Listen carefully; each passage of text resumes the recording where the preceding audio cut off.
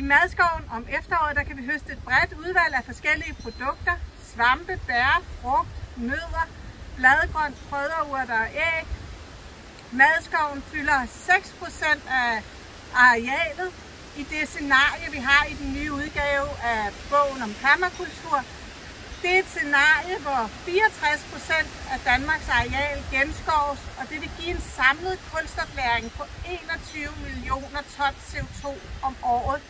Og det er bare helt vildt meget. Det vil gøre, at vi som personer kan få en kulstoflagrende livsstil, og at vi kan opnå det som samfund, og dermed takle klimakrisen. Nu står jeg i Nødskoven på Permakulturgården i Skovvirke. I vores forslag til permakulturel arealanvendelse for Danmark har vi foreslået, at 8% af Danmarks areal skal bruges til nødskove med valnødder og kastanje, fordi de kan udgøre en vigtig del af vores basismad i fremtiden, og samtidig mens nødeskovene vokser op, suger CO2 ud af atmosfæren. Det betyder ikke, at vi skal holde op med at spise kornprodukter.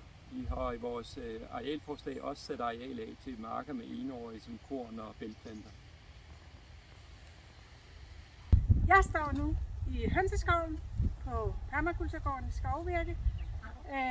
Og en af de afgrøder, vi dyrker til hønsene, det er storfrugtet havtorn, fordi de er fulde af både rigtig mange vitaminer, men også rigtig meget protein og olie, som hønsene har godt af. Og man kan jo næsten se, hvor de selv kan høste til. Og så ellers gør vi det, at vi lige klipper af og lægger det i skovbunden til dem. Og så er det altså bare noget, de rigtig gerne vil spise. Vi dyrker skærmsølvblade rundt omkring i Madskoven, som er en busk, der giver 2 vigtige udbytter.